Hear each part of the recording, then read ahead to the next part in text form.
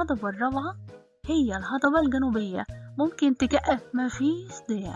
مفيش داعي. أنا كلمتين يدوم.